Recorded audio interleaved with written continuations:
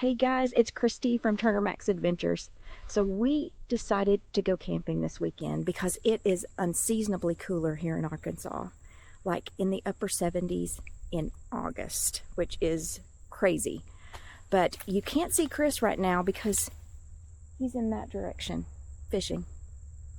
So we decided that this would be a good weekend to take you guys along. We are going to show you how we set up from start to finish in the Magnolia. If you are new to camping and you just want to check it out, it's not that hard. So join us as we set up the camper.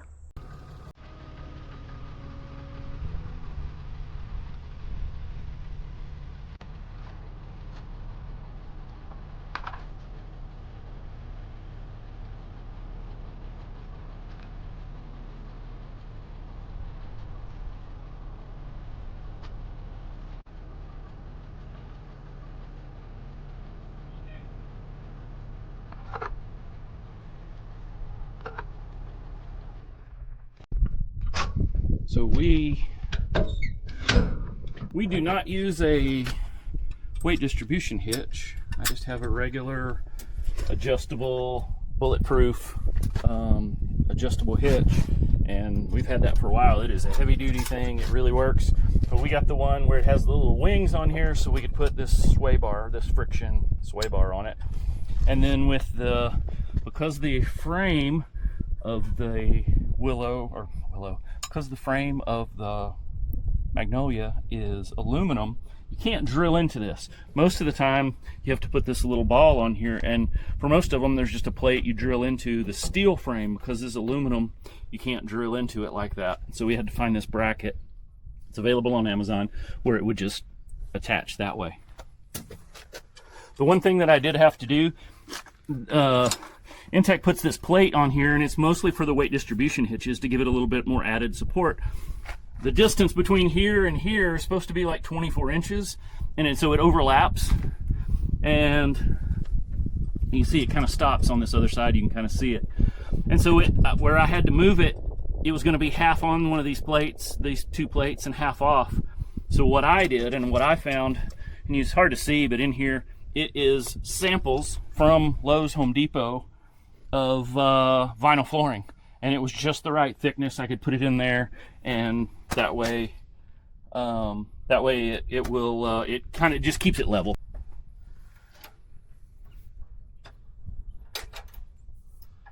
Yeah, so as we're unhooking and everything, I do use the pin that I use in there. I usually keep the cable that goes for the brake cable and the lights and everything. I keep it in there just so it kind of keeps it out of the way, and still allows it plenty of movement to slide through and everything, but it just kind of keeps it up and out of the way so that it won't get pinched by anything or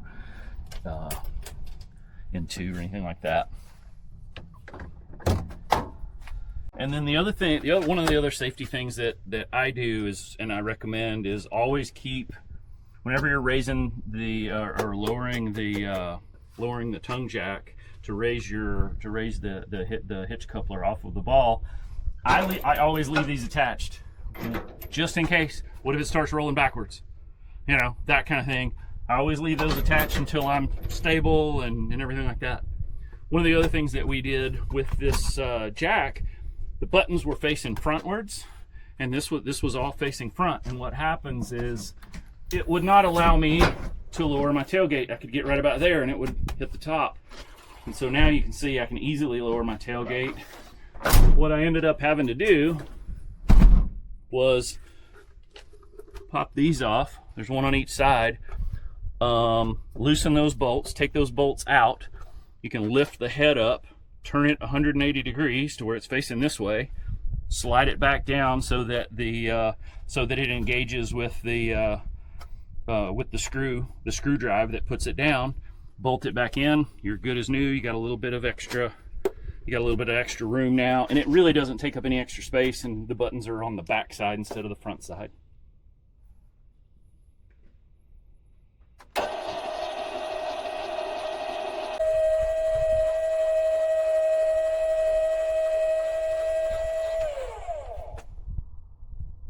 I think maybe that's why it's not one to pull up, I don't think. Let's see.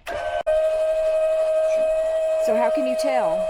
Well, because it's putting it in a bind, right? It's not pulling off the hitch, it's pulling the hitch up with it.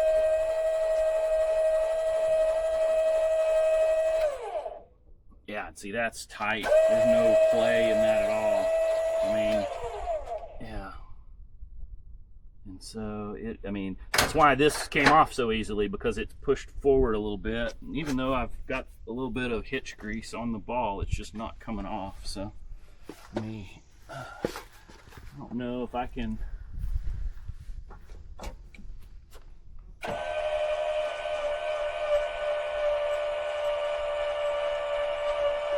Nope.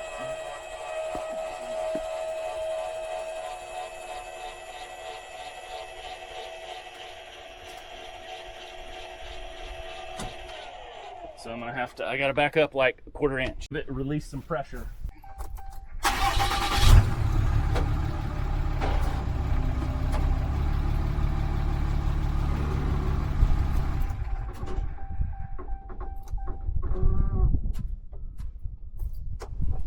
Hopefully that did it. I just had to put it in reverse, not let off the brake, put it back into park, and then just because it was in gear, it rolled back just a hair.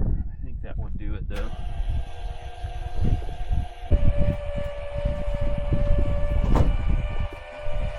I did it.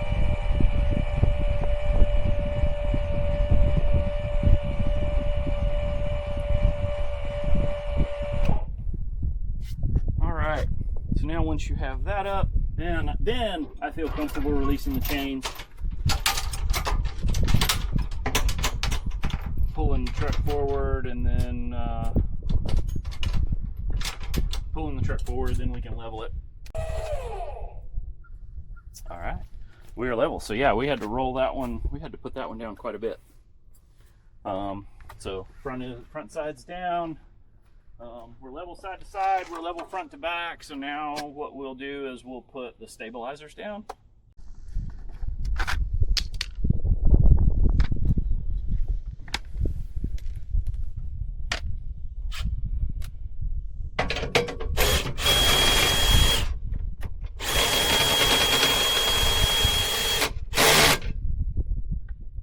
So with the X-Chocks, you just put them in between.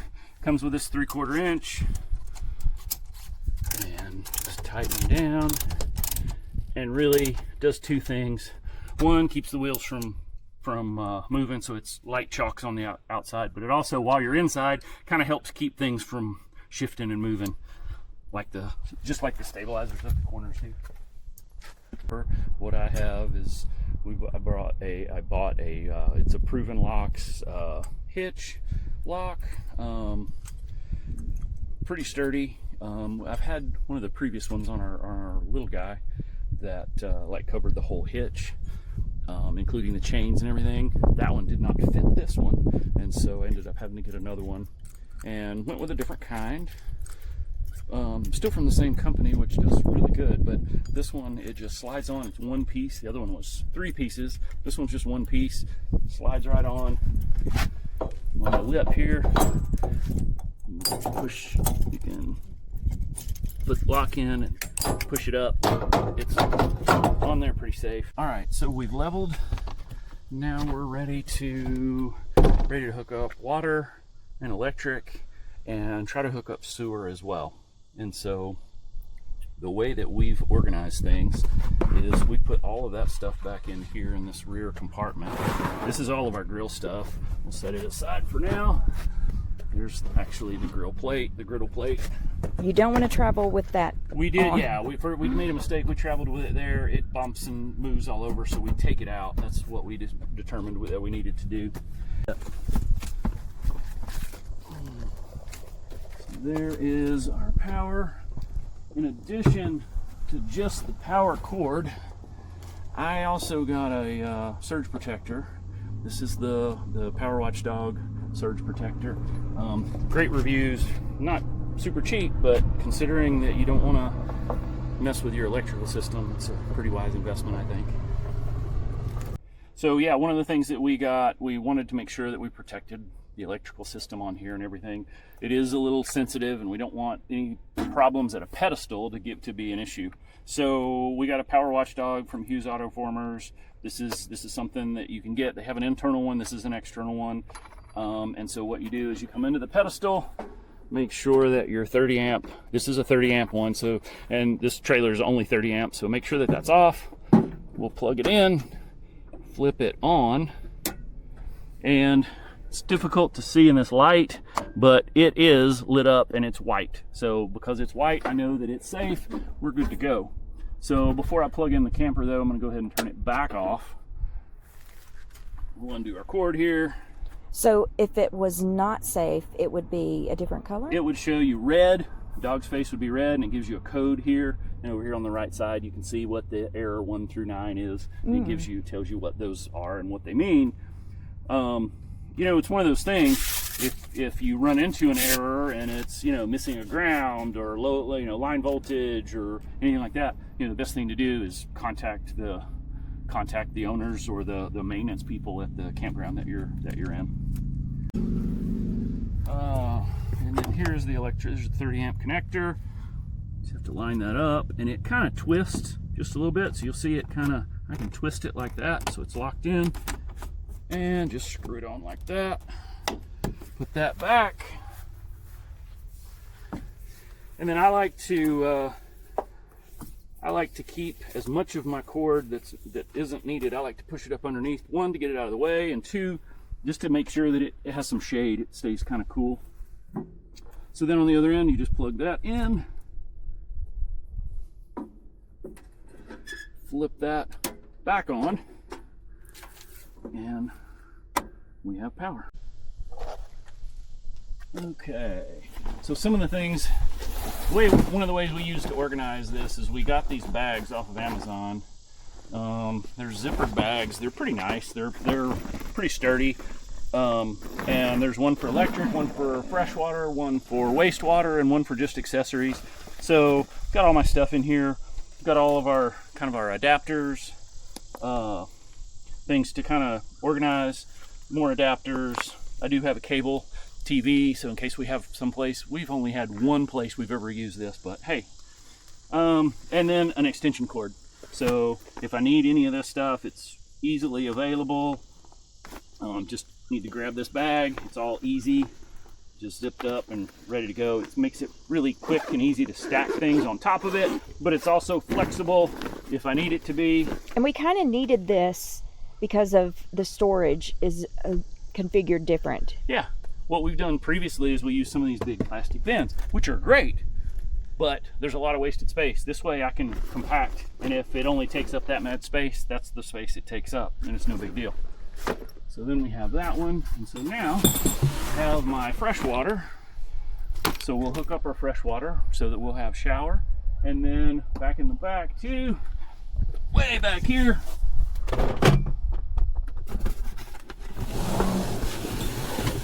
I have some of our accessories, which has got like fire starters and all kinds of a stool, I think an axe and a saw, some things like that.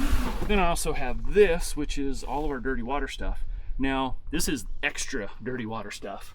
So this is if I need the support for the hose, if I need some of these adapters. I have a hose extension in here. I have a gate valve on there so that if I need to put a gate valve on there, I can. So this is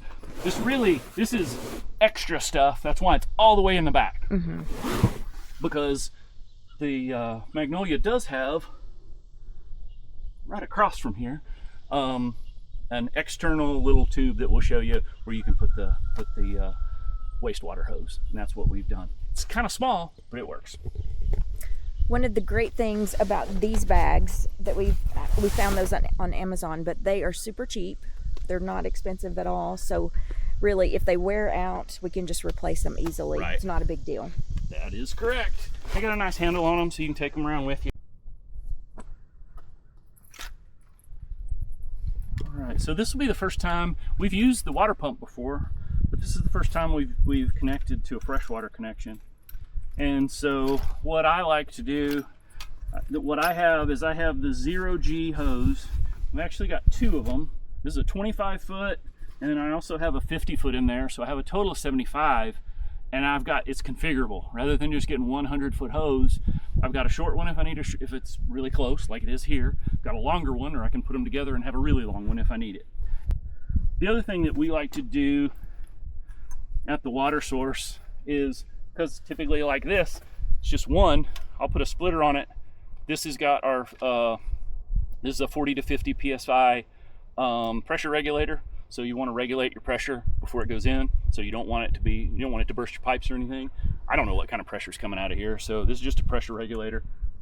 So we will put this on, run my hose from here to the camper, and then on this side, it's open. I don't have to take anything off, but we can attach this just as a quick and have a spray nozzle in here, so that if we need to hose our feet off or wash off or whatever before going in the camper, we still have access to do it, and it's really quick and easy. What I like to do as I'm connecting is obviously make sure you always got your rubber washer in there, and connect to here. Again, this is the 25-foot 0G. Make sure that one is on good. Turn both of those off for now. What I found is these come with the filters that you can get at Walmart or any RV store. And as long as you make sure that it's there, I like to just do that because it's really short, really easy, and it's much, much easier to deal with this shorter hose here than the longer one. But, all right. And so then the other thing that we like to do is add one of these water filters. This is just a carbon RV marine filter. This is actually the Walmart version. We'll try it. Usually I get this one or the blue one. And there's a couple of things. You want to make sure that you do it. It shows the flow of water. The flow of water should be coming in this way. There's a couple of different ways to mount these. Some people do it at the faucet. I tend to like to do it here just because it makes it really easy. One thing, I shouldn't put it on there yet, and I'll show you why.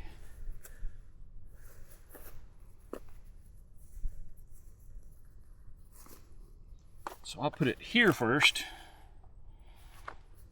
onto here, and I'll run water through it before I connect it. Okay. Yeah, it doesn't want to screw onto here. There it goes. So why do you run water through it before you connect it? I'll show you. Do this. Now watch the water that comes out of here for the very first time.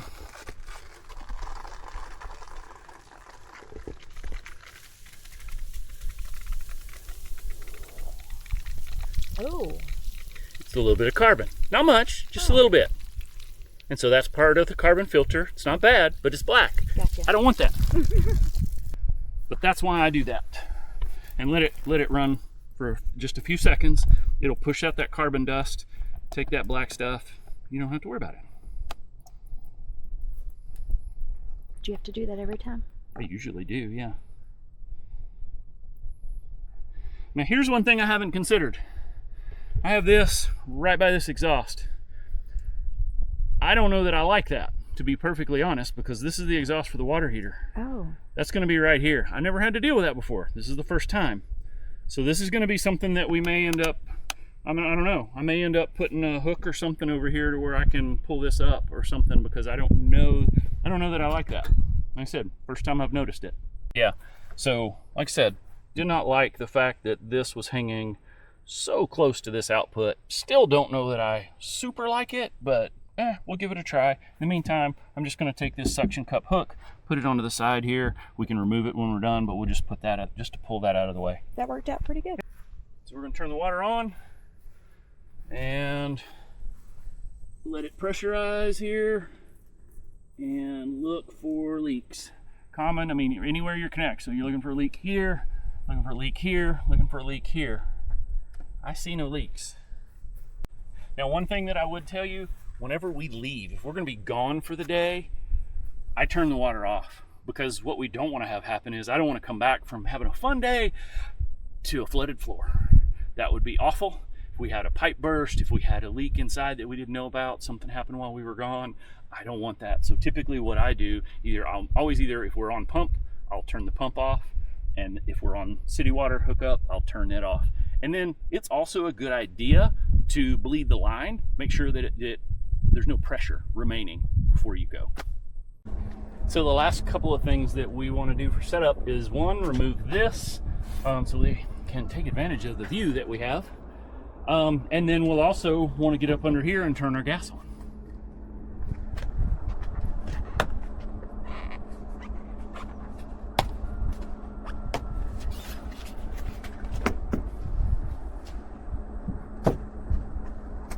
So snaps all around the edge, picks up the top, and then the top just slides into a track.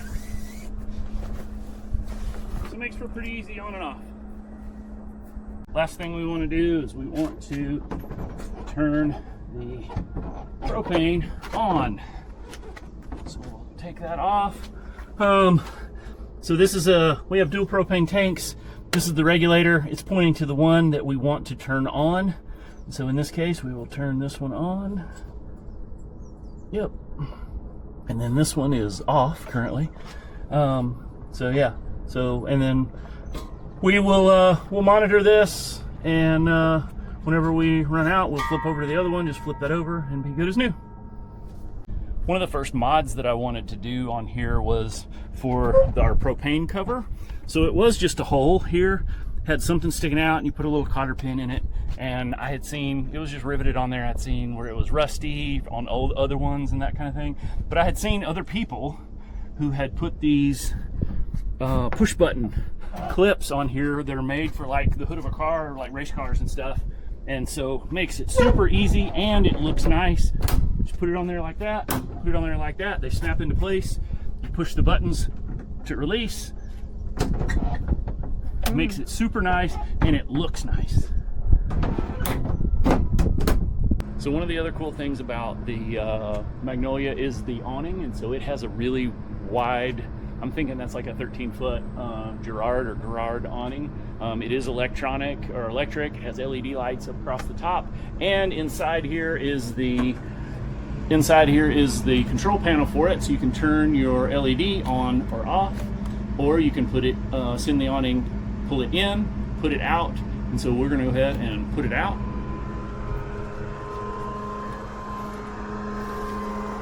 It's not the fastest of awnings.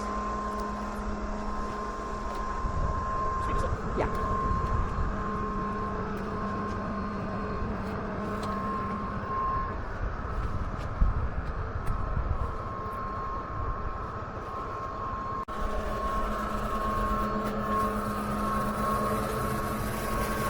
So one of the little tricks that I found, and we've only just used this just a little bit, is whenever it gets all the way to the end, it like goes out, and then you can kind of see the middle of it sag just a little bit. So what I like to do is just pull it in just slightly. And so I'll hit in, you'll see it kind of tighten up, and then I'll hit stop. And what it does is it just adds a little bit of tightness to it so that it will be good and tight and hopefully won't pool water or anything. It's intended to be a sunshade, not necessarily intended to be for rain and that kind of thing. And I have heard of some people saying that it does get pools in it and that kind of thing. Two other things. One, you'll notice no extension legs on the end or going back to the camper or anything like that. It is all self-supporting, so there's nothing that's needed. The other thing is it does have a wind sensor on it, so that if the wind gets too much, it will automatically retract. Cool thing, maybe. Let's see if it'll work. I have closed this all of a sudden and caused it to go back. Let's see if it works now. Nope, didn't this time. But sometimes I have slammed the door and caused it to go back in. So it's pretty sensitive. It is pretty sensitive. You can adjust the sensitivity. No idea how to do that yet. We'll get there, and whenever we learn it, we'll show you too. One other thing we really like is the slide out outdoor kitchen. So obviously in the little guy, everything was inside, and this was a new one for us. So we're gonna try it out. We have tried it out quite a bit. We love the griddle. It's not a Blackstone. It is a Suburban. It does have a Lodge cast iron griddle top though, and man, it's done pretty good for us. So we like it. It is just one heat setting, so there's just one setting and it kind of gets hot. It's kind of an H pattern here in the middle. You can put stuff on the edges to cool it off and that kind of thing. It does have a grease trap up here in the front. And then we opted to get the Dometic fridge. We haven't really used it a whole lot yet, but we anticipate we will be using it quite a bit on our journeys. You saw me pull it out. you have to push down on this little red latch, both to pull it out and to push it in. So it's locked out right now. From there, look behind here, there is your gas connection. So if you push that down, right down here is your gas connection up, and it's tied to up front. So it's got a real nice little quick release. Put it in there, and then down below here is your on-off. So right now it's off. It is on, and so now we're ready. We're ready to cook with gas. And so the way to light it is real simple. Just push it in. You should hear something as you start to turn it. Yep. And then you click.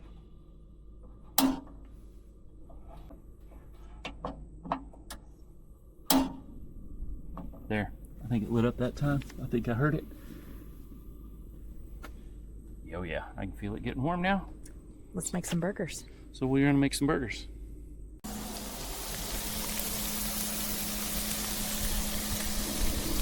So we did some little burgers, some little sliders. Last night we had the kids over for a game night, and we had some barbecue, so we had a little bit left over, and we think we're going to top this on our burgers, take them over the top, and add some barbecue sauce. See how these are. That works. Oh yeah, those are good. They're good for messing. So the one thing that we do that we learned early on whenever we were RVing and specifically when dealing with sink and food and doing dishes and that kind of stuff is you want to minimize the amount. In order to maximize your stay, you want to minimize the amount of stuff you put down your sink and goes into your gray tank for a couple of reasons. One, if you put food down there, the more food you put, the more stuff, it starts to get stinky. And the odor will be bad. Your gray tank will start to smell almost as bad as your black tank. The other thing is with these, if you look at this, there is no like P trap. This is the seal flow trap, and so it is a trap, but it's different from what's in your home. And because of that, food can get caught in here more easily. So what we do is, whenever we're washing dishes, we pre-wash our dishes just with paper towels, what we have left over, what we've wiped our face and hands with. I'm going to get as much of this off because sugary, like barbecue sauce, is some of the worst. And so I wipe it down and get as much of it as I can off so that I don't have food particles. And then we will put all of this, as much as we can, we put it in the trash. And again, I'm going to wipe off and wipe up as much as I can and toss that away so that we're going to still do dishes, but I don't have all the nasty stuff going into my gray tank and causing odors. So it has definitely changed on us. This is Sunday morning and yikes, it is foggy. We had a little bit of rain and we waited until it eased up a little bit and we're leaving right now. And so because when we set up, I had pulled up too far, I guess really, for the sewer to have a full-time connection to our camper. I just backed up. We just used the tanks. And we're leaving now, so I'm backing up and going to just dump before we leave. Aha! No leaks. Last time I opened this and gray water gushed out all over me. Fortunately, it was only gray water. So that was from our shakedown trip. From our shakedown trip, that was one of the things we found was the gray valve. There's two valves, black sewage and then wastewater for like shower and everything. And the gray water valve was not closing entirely, so it had a leak of some sort. So took it back up to our friends at Mid-America RV, and they were able to fix it within a week. We pulled it up there, let them know about it. It was all under warranty, and we were able to get it taken care of. So that's one thing I would say is as if you're someone who's looking at a new camper, whether it's the Magnolia or anything else, get to know the dealers. Look for the reviews of the dealerships and whatnot. This is actually the second camper we've bought with Mid-America. We bought the little guy there, we bought this one there. They've taken really good care of us, and we really shout out to Mid-America RV. You guys are doing awesome. So, backed up, hook this up, I'm ready to go. Now I do have like the little plastic support thing here, and in one of theirs. I'm not gonna worry about it, I'm just gonna hold it. One thing to remember whenever you're doing tank dumps, you always want to start with your sewage tank first. That's going to be your nasty water. You're going to let it flow out, let it complete, push it back, close it, then open your gray water, because it's not clean, but it's cleaner. And it'll help wash the nasty stuff. Yeah. So one of the things that we do, just kind of like we mentioned earlier about wiping all of our food and not putting food scraps down our kitchen sink.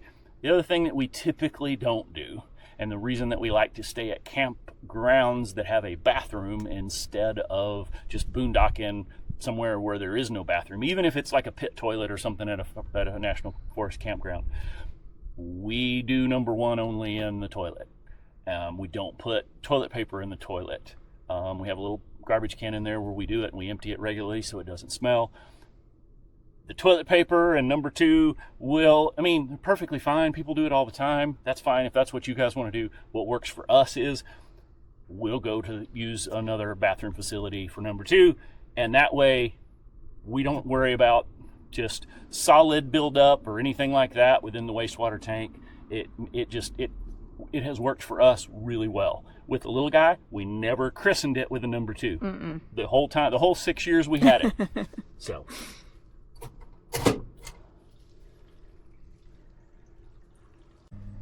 So thank you guys for joining us for this trip.